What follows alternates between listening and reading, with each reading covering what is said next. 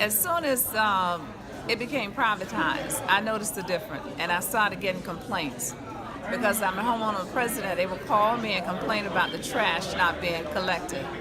Then I would call and complain, and they would send somebody out to collect this trash. And it didn't get any better.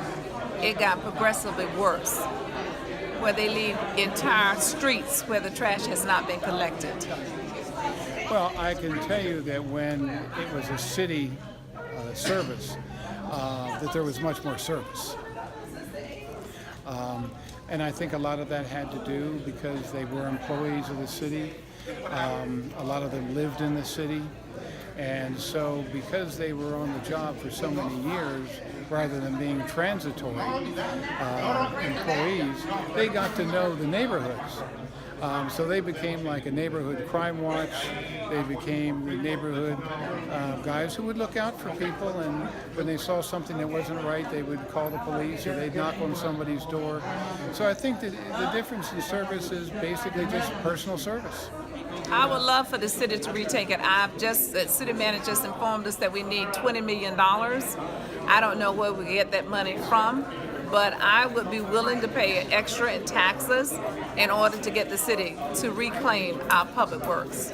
I think it's unlikely, but the council, I was hearing a lot of information from staff tonight for the first time about their due diligence that they've been doing in prepping for this bid to go on the streets. So I was getting information that, wow, I've never heard that being discussed before. This is a far more thorough, thoughtful process than it was 5 years ago when we rushed into this. So once they come back to us with options, maybe bringing it back in-house is something the council is wanting to do.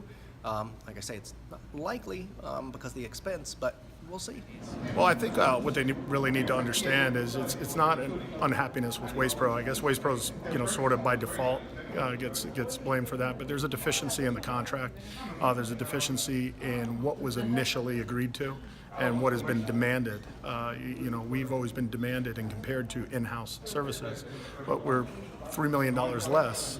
When we started, it was, hey, we want the least cost with adequate service, and there's been a demand to have that in-house service at that adequate number, and that just doesn't work. It doesn't compute. The original contract was very poorly drafted on a lot of different levels. There's one point that both the city and Waste Pro agree on. There are so many holes in it, issues and problems. We know the new contract will be written a heck of a lot better because we've got a better administrative team. And to Waste Pro's benefit, there have been things that they've done for the city that contractually they did not have to and that they continue to do. They could have said to us 5 months ago when this contract ran out, well, guys, sorry. You pick up your own trash, person by person. Residents need to understand that we are more than willing. We're the largest company in Florida by a long stretch. We give excellent service in many of the other municipalities in. We're capable of giving that service here, and we want to give that service here. We don't want our reputation to be that we're a bad service provider. It just, there's things that need to be fixed to do that. Sure, I said before, there's only so many times you can tell your teacher that the dog ate your homework before the teacher stops believing that the dog really ate your homework. Yeah, I'm gonna probably be the hardest sell because this has been so dominant for me for years. I'll be open-minded, and I know that, like I said, there are things they've done well. Let's just see where this all goes.